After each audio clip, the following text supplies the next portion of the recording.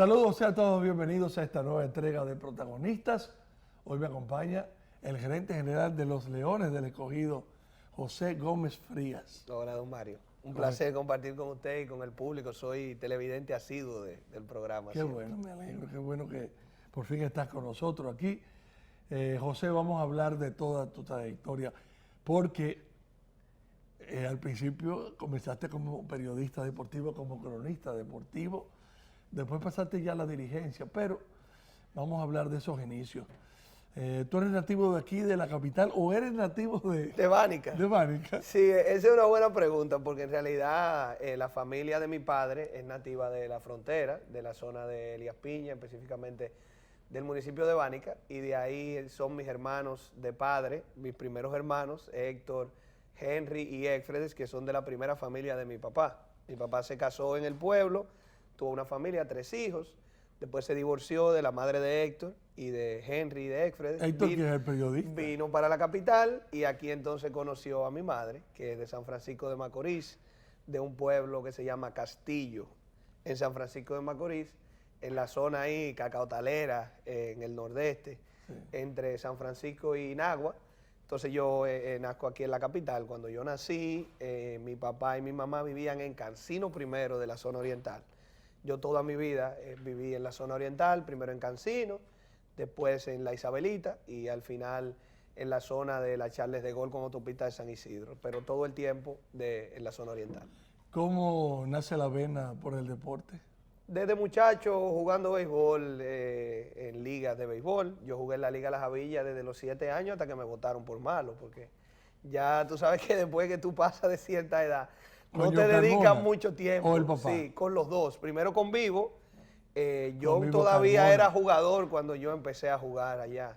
Y ya después entonces John se quedó manejando la liga, manejando el programa. Y ahí también jugaron mis hermanos. Y a partir de ahí, desde muchacho siempre, yo obviamente jugué también un poquito de béisbol amateur con la Universidad Autónoma de Santo Domingo, donde ¿Pero estudié. era muy malo? No, no tan malo, pero no firmable. ¿Qué jugaba? Infield. Yo jugaba infield y después al final ya vamos a decir, de hobby, los últimos años me puse a pichar y eso, pero mi posición inicial era infield, segunda base, tercera base y ocasionalmente también shortstop. Pero también tus hermanos jugaron. ¿Y Héctor jugó algo? No, Héctor no, ¿verdad? No, basquetbol. De los hermanos de padre, el que jugaba béisbol era Henry, que es quien tiene ahora el programa de la familia de preparar peloteros en Bánica, allá en el pueblo.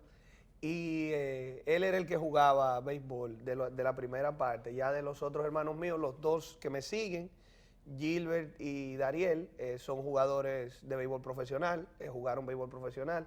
En el caso ¿Esos de son Gilbert, hermanos de padre y madre? De padre y madre. En el caso de Gilbert ahora es coach y Dariel todavía está jugando. Ahora pertenece a Seattle. Estuvo con San Luis y Seattle lo acaba de elegir en el draft de regla 5 de Liga Menor ahora el año pasado y va a jugar su primera temporada con Seattle este año en Estados Unidos. Tú eres abogado, ¿verdad? Abogado. Estudié Derecho en la UAS, me gradué de promoción 2010 en la Universidad Autónoma de Santo Domingo.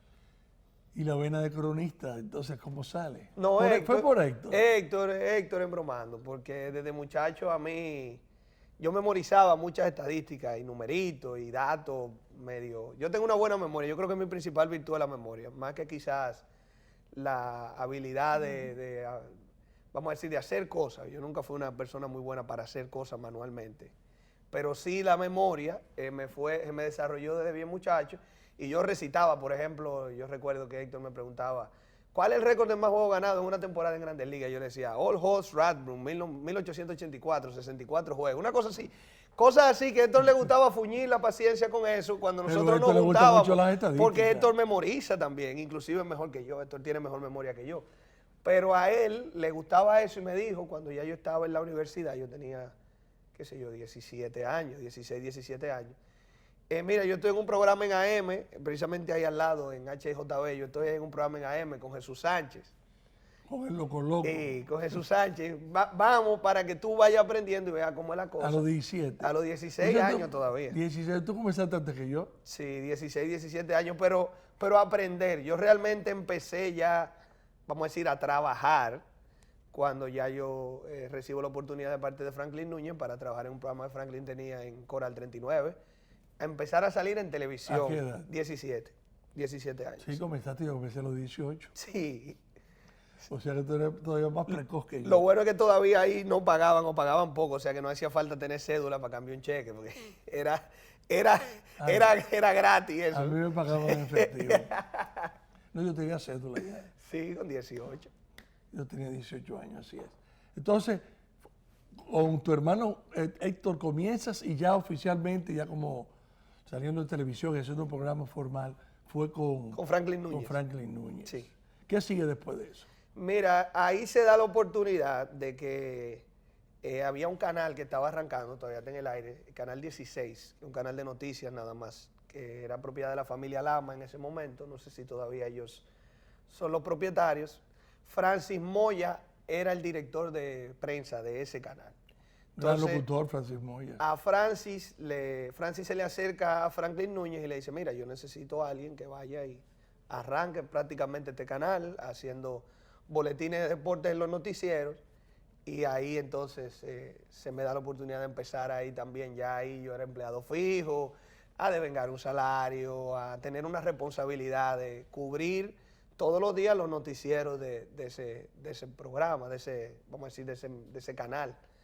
Y entonces eso es lo que sigue, y ya después entonces se da la oportunidad, yo diría que más grande, en ese momento, de trabajar con Juan José Rodríguez en todos los programas de Juan José, a partir de ese año 2009, 2008, ahí en Teleantillas y en los programas de él también en otros canales.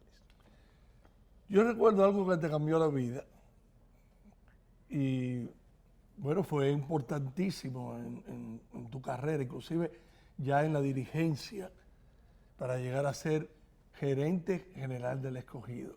Y fue aquel viaje que hicimos a Mar del Plata, sí, en el 2011, que fue la selección de baloncesto al preolímpico.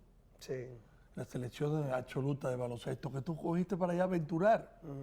Y yo recuerdo que, bueno, que yo te acompañaba, sí, y te protegí prácticamente, ¿verdad? En esa época. Ahí fue que tú conociste bien a José Miguel Bonet. Sí, a Eduardo Narri y también. A Eduardo. Sí, porque realmente la intención de cubrir ese evento estaba en la Z101, ya yo estaba en la Z, pero no hubo la posibilidad de que aprobaran un presupuesto ni nada.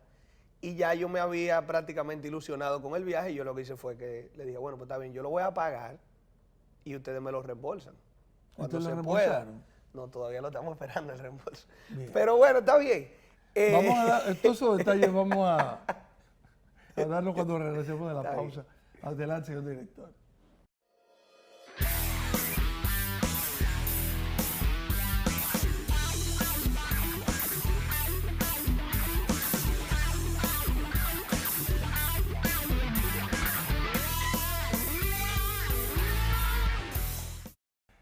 Vamos a hablar entonces de Mar del Plata.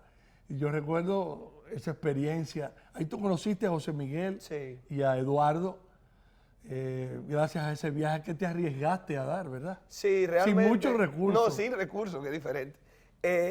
La verdad es que la oportunidad de estar ahí realmente también fue un crecimiento para mí en mi época como cronista deportivo, claro, porque yo tuve la oportunidad de entrevistar a prácticamente todo el mundo.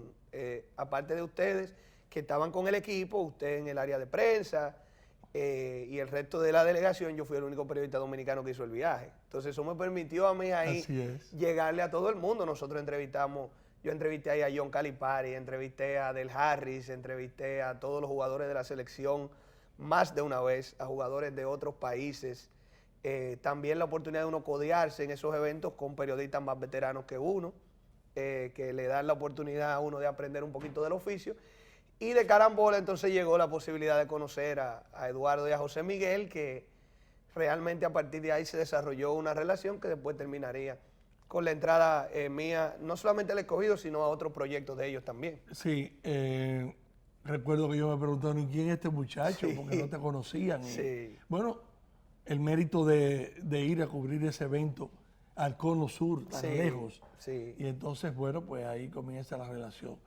¿Qué es lo primero que haces con ellos, con José Miguel y Eduardo? Sí, después que yo regreso de Argentina, pues nosotros nos quedamos, vamos a decir, con cierta relación, ya nos veíamos, nos saludábamos y eso.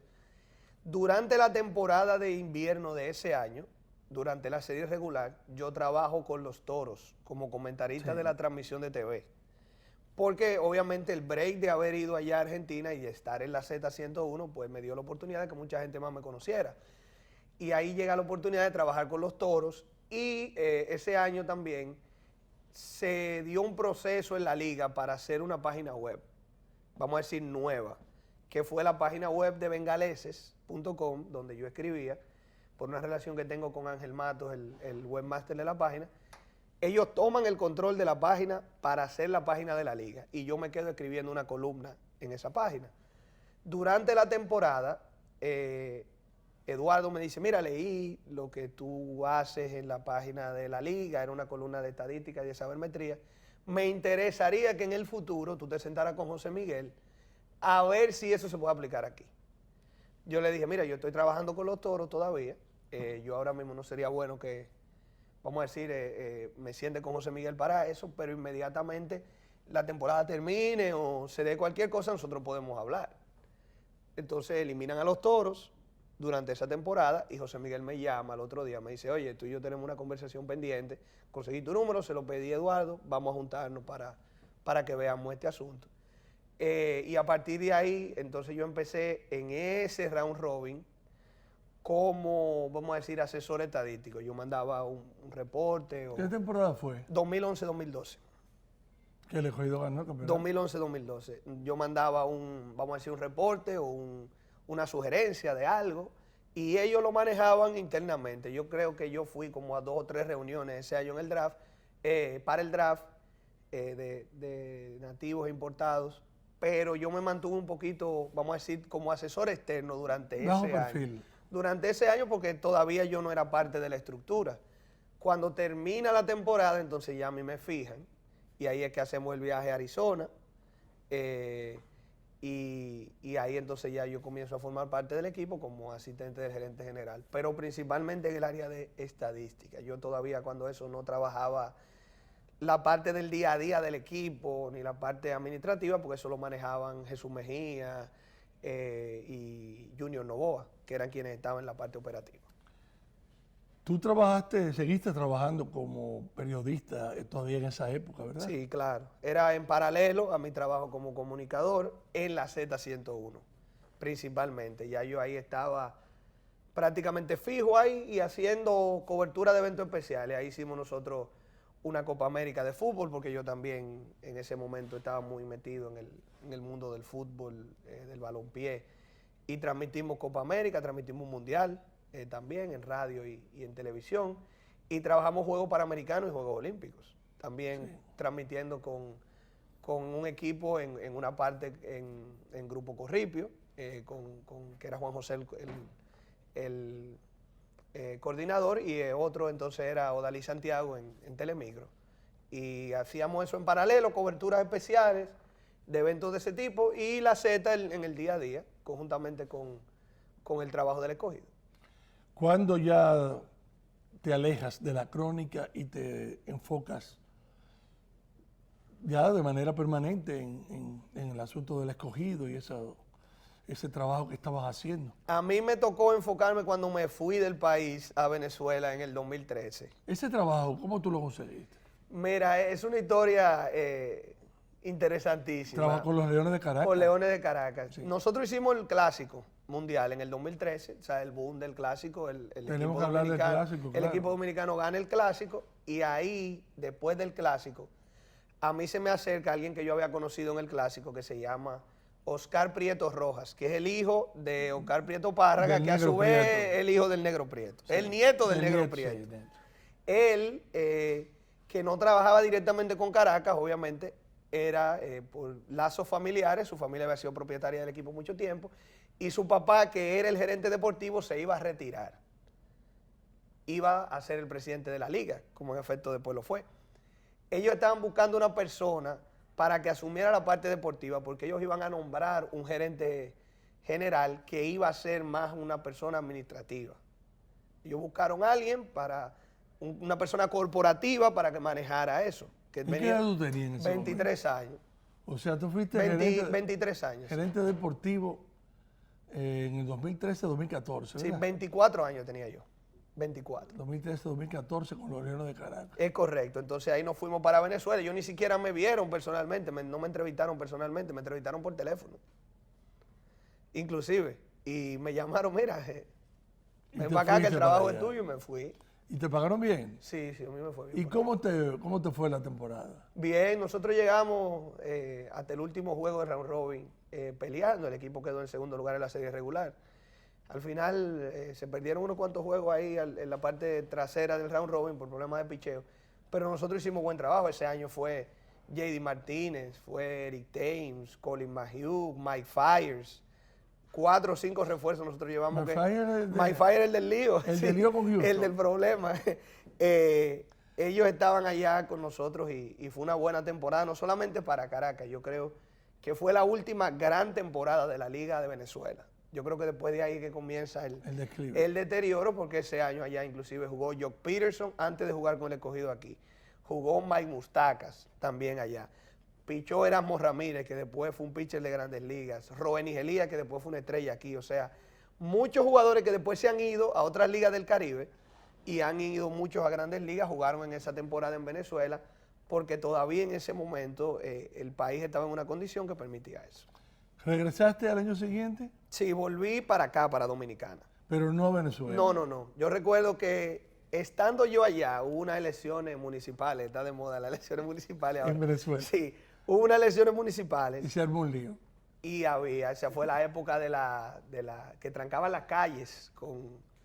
Eso tiene un nombre, sí, con unas barricadas. Ellos les dicen guarimba, le dicen allá en Venezuela. Unas barricadas con alambre de púa y eso. Y yo vi un tanque de guerra pasando por atrás del hotel donde yo estaba ahí. ¿Y te fuiste? No, le dije, yo tenía que darle una respuesta a ellos para final de febrero, que era donde se cumplía el contrato que yo había firmado por un año. Entonces yo llegué aquí a Santo Domingo, llamé a José Miguel y le dije, ustedes me necesitan en el escogido, porque yo, si ustedes me quieren para atrás, yo le digo a esta gente que no. Pero si ustedes todavía no me necesitan o están completos, yo volveré para Venezuela como sea, porque no puedo perder mi trabajo. Y ahí entonces se da la oportunidad de yo volver al escogido después de un año de pausa. Bien, vamos a la pausa y volvemos en breve.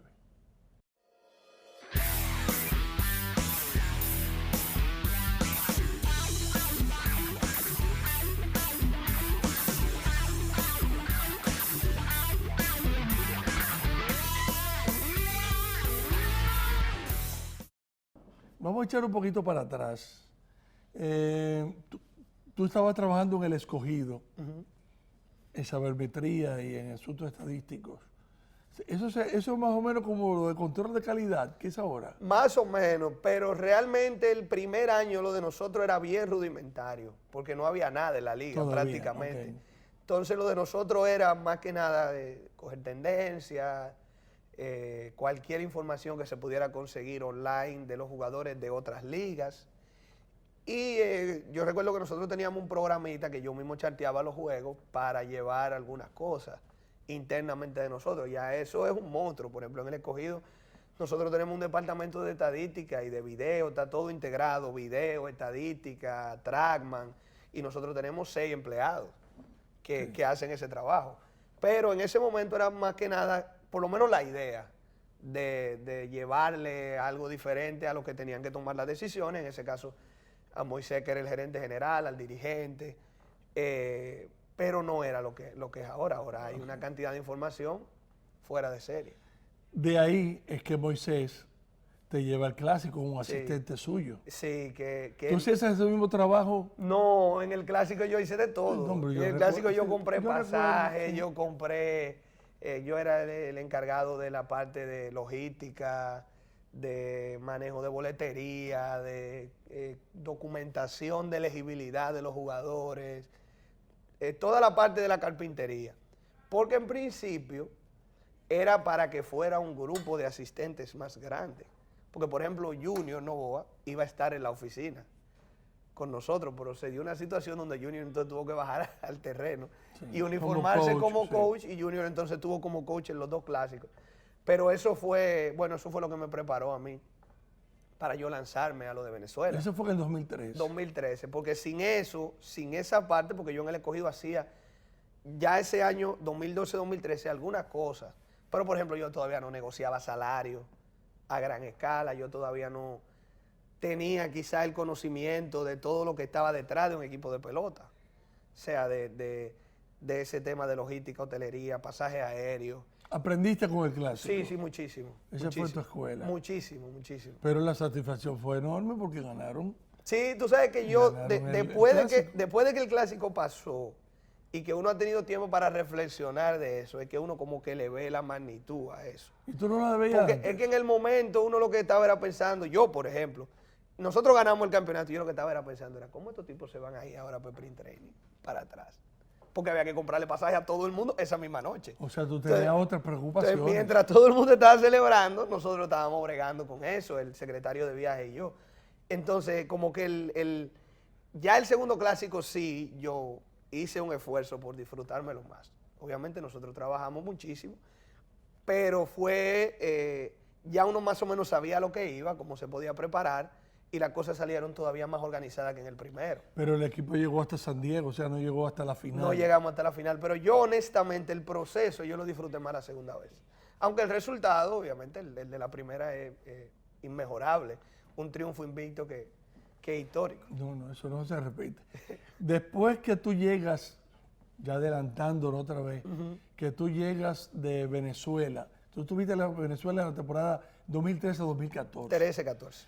Regresas al escogido 14-15. Sí, correcto. ¿Cuáles eran tus funciones? No, ya ahí a mí me hicieron director de operaciones de béisbol.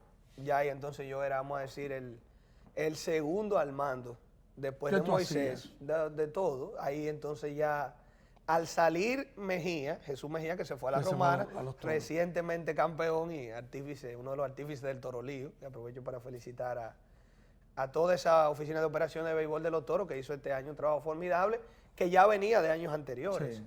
Desde la época que estaban allá Pablo y Félix Peguero, conjuntamente con Jesús, inclusive hasta la parte de Stanley, ese grupo de gente que viene de ahí. Pero al irse Mejía a los Toros y Junior tomar una posición, vamos a decir, un poquito más senior, porque Junior estuvo ese año con el escogido, pero fuera del día a día, a mí y a Jaylon Pimentel, que empezó a recibir un poquito más que Jaylon es mucho más joven que yo todavía, empezó a recibir algunas responsabilidades, nosotros entonces nos quedamos con la parte del día a día del equipo, las negociaciones de salario, la logística de viajes de los jugadores, el tema de cuadres de nómina, seguimiento de los jugadores en Liga Menor, draft, full con Moisés en el draft, o sea, todo eso siempre presentándole las opciones a Moisés para que Moisés entonces tomara la decisión que él más entendiera, pero esa preparación previa a que llegara el momento de tomar la decisión la hacíamos nosotros y en mi caso como director de operaciones yo tenía que supervisar esa parte. ¿Cuándo llega ya el nombramiento de José Gómez como gerente general del escogido? 2018, el 2 de febrero del 2018, lo recuerdo como ahora, que fue cuando Moisés entonces hizo la información pública. Ya a mí me habían dicho como 3 o 4 días antes. Nosotros nos habíamos juntado a comer, normalmente nos juntábamos a comer después de la temporada para evaluarlo y de sorpresa entonces me tiraron eso ahí. Moisés me dijo, mira, yo no voy a seguir, yo hablé con la directiva, hablé con José Miguel y ellos entienden que sí, que tú estás preparado y si tú lo quieres el puesto es tuyo y a partir de ahí entonces él lo anuncia públicamente y yo prácticamente asumo a principios de febrero del 2018. ¿Cómo ha sido la experiencia? ¿Cómo tú la describes? ¿Mucha presión de los fanáticos? Mira, yo creo que ya la presión nosotros de por sí la vivíamos. Yo voy para mi 10ª temporada en béisbol de invierno ya, en esta temporada que viene, en una forma u otra ligada a un equipo en el béisbol de invierno, ya sea aquí o en Venezuela. Y uno sabe ya de por sí que el fanático, sobre todo de la Liga Dominicana, es un fanático que está acostumbrado al inmediatismo del día a día. De ganamos hoy, todos son buenos, perdemos hoy, todos son malos. O sea, ese mediano plazo, esa estrategia que el fanático de otras ligas tal vez digiere un poquito más, aunque no del todo, aquí no existe. Entonces, eso ya nosotros sabíamos que era algo que venía ahí. Lo que sí es que cuando hay una decisión dura que tomar, siempre es bueno tú tener a alguien como Moisés al lado, que tú vas y le dices, se la tira a él. ¿Tú Bueno, lo consultas? yo hablo con él mucho, pero ya la decisión es mía. Ya contrario a yo ir donde él para que él me diga, vamos a hacer esto, vamos a hacer aquello, ya es lo que me dice, yo creo esto, pero a lo que tú entiendas, ¿tú entiendes? Ya la responsabilidad vuelve para donde mí. Bueno. Entonces, yo diría que más que presión es más responsabilidad, pero no más presión. Bueno, vamos a la pausa nuevamente y volvemos un momento.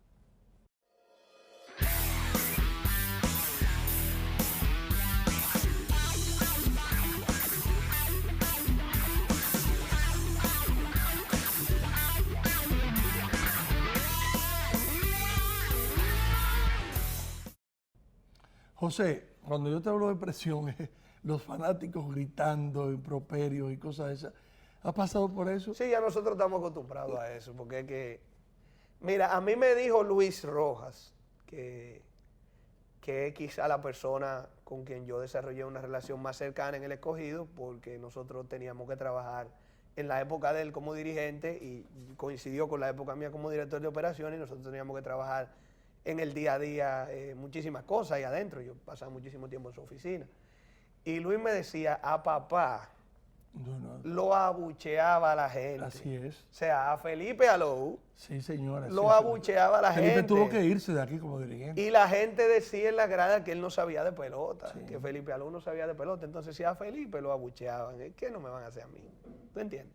O sea, que ¿qué no le puede pasar a uno aquí en esta liga con respecto a eso? Pero al final yo creo que la gente no traspasa, hay una línea que la gente no traspasa. Cuando esa línea se traspasa, pues ya la situación cambia. Pero, salvo quizá un día o dos que alguien ha venido directamente a increparle a uno y uno lo maneja, no ha pasado de la raya de que te griten cosas. Al final uno está para eso realmente. Lamentablemente o positivamente, el trabajo que uno tiene es un trabajo bien remunerado, un trabajo bueno que te da cierta prestancia social, que lo único malo que tiene es que le vocean cosas a uno de vez en cuando, entonces eso no es tan malo. O sea, tú bajas, tú te Sí, dejas yo me ver siento al lado del público, te dogado, dejas yo me ver. siento al lado del dogado, ahí ya hay una tradición de sentarse ahí. Yo me siento ahí, a veces sí, pues yo soy una persona medio hiperactiva. Y, A pues, veces le sí sube. me voy para el Ok. túnel, me gusta sentarme en el túnel, a veces si tengo que ver algo en televisión o quiero evaluar algo de algo que está pasando en el juego, me voy, lo veo en el túnel o si quiero estar ahí debajo por alguna situación. Pero normalmente yo lo veo al lado, a mí me gusta ver juegos ahí. En el aspecto deportivo, no han ganado. Las 2 temporadas que tienes como, 2 juegos como extra. gerente. 2 juegos extra y los 2 los perdidos en el round robin. Tenemos 3 juegos extra consecutivos. Sí. Sí, nosotros. Pero que ahí es que viene el tema del, vamos a decir, del mediano plazo y de la parte estratégica que tal vez el fanático no entiende. Yo no creo que esas 2 temporadas, o las 3, si tomamos la última de Moisés, puedan ser consideradas fracaso cuando el equipo está jugando un juego decisivo para ir al playoff. Y si tú te fijas, en esos 3 años todo el mundo en algún momento ha salido de competencia. Las Estrellas se quedaron afuera, las Águilas se quedaron afuera, los Gigantes se quedaron afuera, los Toros se quedaron afuera. El Licey, que ha estado siempre en playoff y ha ido a 2 finales, el Licey hubo un año de esos 3 que tuvo un round robin de 4-12, que fue el año pasado. O sea, todo el mundo ha tenido un mal año y nosotros todavía, yo no te puedo decir que hemos tenido un mal año, porque es que tenemos 3 años consecutivos compitiendo en una liga donde todos los años gana alguien diferente. Ahora, eso no quiere decir que nosotros todos no estemos conscientes de que al equipo le falta un extra para poder conseguir ese paso de ir a la final y ganar el campeonato, que es lo que todo el mundo quiere. Pero en sentido general yo creo que nosotros, vamos a decir que nos sentimos conformes, pero no contentos con el resultado de los últimos 3 años, para utilizar vamos a decir, un término. ¿Qué le ha faltado al equipo? Mira, en cada año cosas diferentes. En el primero de los 3 años realmente, y voy a tomar los 3 años porque es un ciclo competitivo, aunque en mi caso yo he sido el gerente de los últimos 2, pero es un ciclo. Yo diría que esos 3 años han sido un ciclo con un grupo similar de jugadores. El primero de los 3 años, de los 3 juegos extras, nos faltó, yo creo que varias cosas, principalmente ofensiva y picheo abridor. Era un equipo más débil que los otros 2 que fueron a la final. O sea, Licey y Águila eran equipos superiores. ese año. El año pasado, yo creo que nosotros teníamos un equipo para ser campeón. El año 18-19. Porque nosotros teníamos una rotación abridora con Josh Lowe, Tyler Alexander, Eni Romero, que daban 6 innings cada vez que tiraban. Pero no pudo la ofensiva producir. Y este año problemas de defensa en el round robin. Aunque la realidad es que este año el problema de nosotros fue la salud. Nosotros tuvimos que usar por encima de 100 jugadores en la temporada, que es una cosa fuera de serie. Y también se le fueron algunos jugadores importantes. Sí, las lesiones a nosotros no, nos quitaron la profundidad y nos obligaron a jugar con un grupo de jugadores fuera de posición en el round robin, que al final terminaron provocando que el equipo no llegara a jugar una posible final. Entonces quizás ya, si nosotros tenemos salud, yo creo que ya el año que viene, con el grupo de muchachos que empezó, el grupo del famoso 10-1, aquel, o 11-1, nosotros quizás vamos a tener la posibilidad de otra vez ir profundo y tal vez, pues ahora sí conseguir esa cosita que nos ha faltado. Y el nombramiento del dirigente original de San Diego, que lo promueven a Grandes Ligas, eso también fue algo que inesperado, algo Sí. con lo que ustedes no contaban. Sí, nosotros sabíamos que él iba a ser candidato a dirigir Grandes Ligas porque ya Texas lo había entrevistado el año anterior, que era la organización para la que él pertenecía, y el nombre de él empezó a moverse como que iba a ser entrevistado al menos. Pero uno como que nunca se imagina que lo van a contratar. Independientemente de que hay una relación entre la gente de San Diego y él. Porque a mí quien me lo recomienda Es Moisés, ¿verdad? no es Moisés. Ah, pensé porque Moisés trabaja con A con mí, los a mí padres. me lo recomienda primero un scout de nosotros de Tampa Bay que me dice que hable con él cuando él se enteró que nosotros estábamos buscando manager, que es asesor de nosotros en el escogido, un scout norteamericano.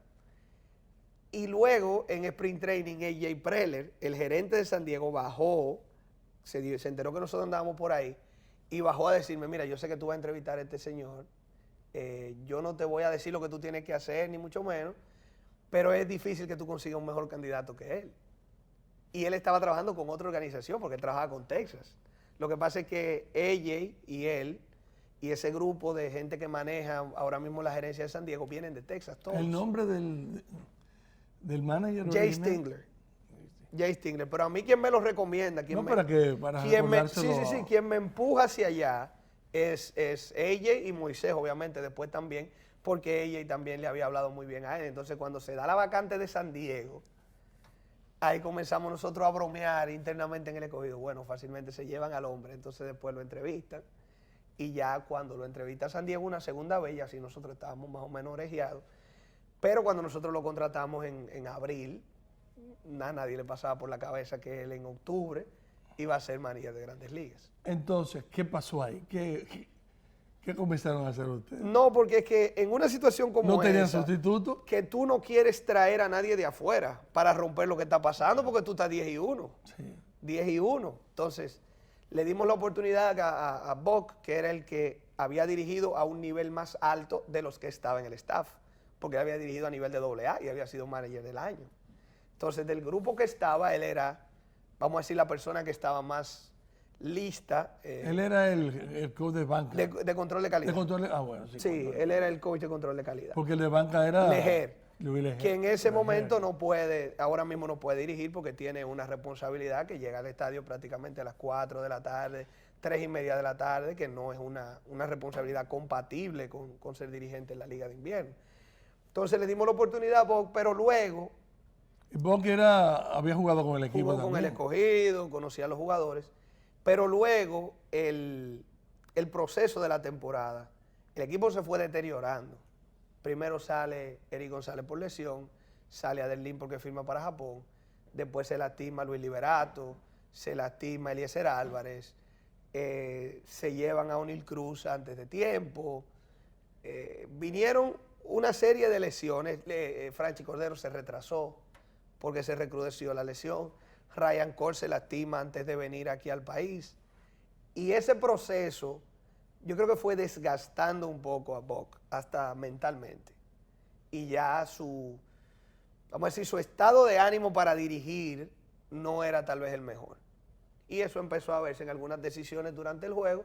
Yo que tengo una muy buena relación con él porque trabajamos juntos en el escogido durante el tiempo que él fue jugador y después yo mismo lo traje para que estuviera en el staff. Inclusive fue la primera persona que yo contraté para el staff, porque yo lo había visto a él como perfecto para ese puesto de coach de control de calidad, para que fuera aprendiendo la liga y en un futuro fuera un posible dirigente de la Liga de Invierno. Me tocó tomar la decisión entonces de cambiar de rumbo y buscamos un dirigente con otro perfil, más motivador, más agresivo, para buscar echar el pleito en el round robin, un equipo que había perdido 6 en línea, terminando la serie regular. Entonces se lo entregamos a Luis Matos, que yo creo que termina con un trabajo aceptable durante el round robin y por lo menos poniéndole al equipo la motivación de competencia, que era lo que yo creo que le faltaba. Repite, Luis. Todavía no hemos tomado la decisión, pero él es candidato a repetir. Es candidato a repetir. Vamos a la pausa y regresamos ya con el último bloque.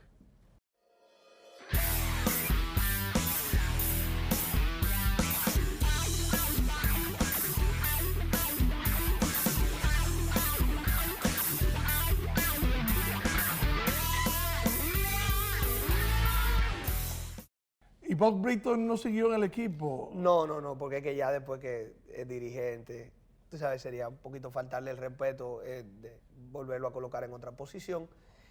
Pero él va a tener una carrera larga en béisbol. Yo creo que él va a ser, inclusive, tiene posibilidad de ser manager de Grandes Ligas también. ¿En qué organización trabaja Bob Britton? Para los Orioles de Baltimore, que fue la organización para la que él jugó durante una buena parte de su carrera. ¿Buscará un dirigente norteamericano? ¿Ese es el plan? Nosotros estamos abiertos a cualquier cosa. ¿Piensan en algún dominicano? Es posible. Nosotros estamos abiertos a cualquier cosa. Lo primero que yo creo que sigue, y es un asunto que nosotros debemos hacer antes de yo irme a Sprint Training, es decidir si sigue Luis Matos. Porque yo creo que él merece tener una respuesta de si él va a seguir o no va a seguir. Y es una posibilidad que él siga. Yo creo que el trabajo que él hizo, independientemente de que uno puede estar en desacuerdo con alguna cosa que pasaron durante los juegos, pero montarse en un equipo que venía de perder 6 en línea al final de la serie regular y que prácticamente se estructuró completo durante el draft y llevarlo a competir hasta el final, donde por una mínima cosa nosotros pudimos haber ido a la final, yo creo que él merece una consideración para tomar la decisión de si él va a seguir. ¿Con quién trabaja? Él estaba con los Dodgers de Los Ángeles, pero este año él no va a estar como coach. Puso una academia en Puerto Rico y va a quedarse en Puerto Rico trabajando en su academia. ¿Por qué no hay tantos dirigentes dominicanos? ¿Cuál es tu percepción acerca de eso? Yo creo que es un tema de ciclos. Ahora mismo, si tú te fijas en las ligas menores, no hay una gran cantidad de dirigentes dominicanos dirigiendo a niveles altos. Y para tú poder dirigir en la liga de invierno, tú tienes que haber dirigido a un nivel alto, porque tú estás dirigiendo jugadores de AA, de AAA, de grandes ligas. Y es un manejo de clubhouse que es un manejo de clubhouse que tú tienes que haberlo experimentado a un nivel alto, independientemente de la habilidad que tú tengas para dirigir el juego, porque aquí hay mucha gente que tiene mucha habilidad para dirigir el juego. La otra posibilidad es alguien que haya sido un símbolo de un equipo como jugador y que aunque no haya dirigido a un nivel alto, tú lo coloques a dirigir por el manejo, el liderazgo que tiene y lo rodees con un buen staff. Cuando una de esas dos condiciones se dan, entonces se le entrega el equipo a un dirigente dominicano. Pero es cuestión de ciclo. Hay un año que hace 2 años eran 5 de 6, o 3 años eran 5 de 6, ahora mismo solamente tuvimos uno este año. Solamente estaba que Félix fue Fernando Tatis y después Félix. Pero no coincidieron. No coincidieron. Nunca hubo más de uno. No. Pero eso es algo que puede cambiar. Pero yo creo que eso nunca había sucedido, ¿eh? Es poco probable que se haya dado como 5 de 6, yo creo que es un número que llama la Pero atención. principalmente puertoriqueños y venezolanos. Sí. Los boricuas están en un muy buen momento ahora mismo dirigiendo en Estados Unidos, aunque lamentablemente hay 2 que ahora han salido. Pero yo creo que ellos están en un buen momento y al final yo creo que es cierto que este es un béisbol que es nuestro, es dominicano y nosotros tenemos que preservarlo y tenemos que tratar de tener gente dominicana en puestos de dirigencia, pero también este es un béisbol sobre todo y por encima de todo profesional y de competencia. Claro. Y nosotros si tenemos que ganar un campeonato con un dirigente extranjero, tenemos que hacer el esfuerzo porque nosotros estamos recibiendo un pago de una directiva que quiere ganar y tenemos un fanático que paga una boleta para ir al estadio a ver a su equipo ganar. O sea que la responsabilidad que nosotros tenemos trasciende, yo creo, el tema de la nacionalidad, porque si fuera así entonces los norteamericanos se pusieran guapitos porque nosotros estemos con tantos jugadores dominicanos y dirigentes dominicanos y extranjeros y eso no sucede. José, El trabajo de un gerente ahora mismo es, bueno, yo diría de los puestos más difíciles del béisbol dominicano, con el asunto de la fatiga extrema, de que los jugadores solamente tienen permiso por un tiempo, de que los importados solamente vienen un mes, tú tienes que tener 3 equipos, el primer mes, el segundo, y después para round robin, hasta para la final, que te pararon a fulano, que se fue para la Liga Asiática. Eso es terrible, ¿verdad? Sí, es un reto grande y cada vez se va a poner peor. ¿Por Porque el pool de jugadores que nosotros manejamos o que manejábamos durante mucho tiempo ya está emigrando hacia otras opciones. Inclusive tú tienes jugadores que juegan en México en verano que prefieren mejor sentarse 2 meses en invierno antes de debutar de una vez. Gente de México. Sí. Porque esas ligas han crecido y están pagando bien y están jugando mucho tiempo. Ya no es solamente el béisbol de Estados Unidos que tiene restricciones, el béisbol asiático, el béisbol mexicano. Pero yo creo que aún así, el problema principal de la liga es cómo manejar los tiempos. Porque a veces jugadores que son claves para ti en enero, en diciembre, cuando la cantidad de jugadores es menor, en octubre tú tienes que tratar de mantenerlos jugando, aunque no quepan. Entonces, ese trabajo de mantener a todo el mundo jugando, porque tú no sabes quién es que en un momento determinado va a tener que asumir un rol, es la parte, yo creo, más difícil del trabajo. Mantener a todo el mundo en ritmo y mantener un teamwork con tantos jugadores entrando y saliendo. Pero no creo que haya reversa con eso, porque las organizaciones están más celosas cada vez con su producto, son jugadores que son propiedad de las organizaciones de grandes ligas, y las otras ligas también en verano están imponiendo una competencia que está obligando a que los jugadores en invierno se preserven un poco. ¿Cómo se puede eso solucionar? Quizás una liga de verano nuestra sea una posibilidad para que muchos de esos jugadores que ahora se van a otro país se queden jugando aquí y estén aquí en el país el año completo. José, gracias. Gracias a usted por Ha sido invitarme. un placer tenerte aquí. Una Y dar ese recorrido Una buena conversación. por tu trayectoria. Siempre es un placer y usted sabe que le tengo muchísimo aprecio por ese soporte que también usted nos dio durante nuestros inicios. Muchas gracias, José. Así que, no, y fue un placer. Y mira los frutos, o sea que tenías razón, ¿verdad? Bien, señores, gracias por estar con nosotros y será hasta una próxima ocasión en Protagonistas. Hasta entonces.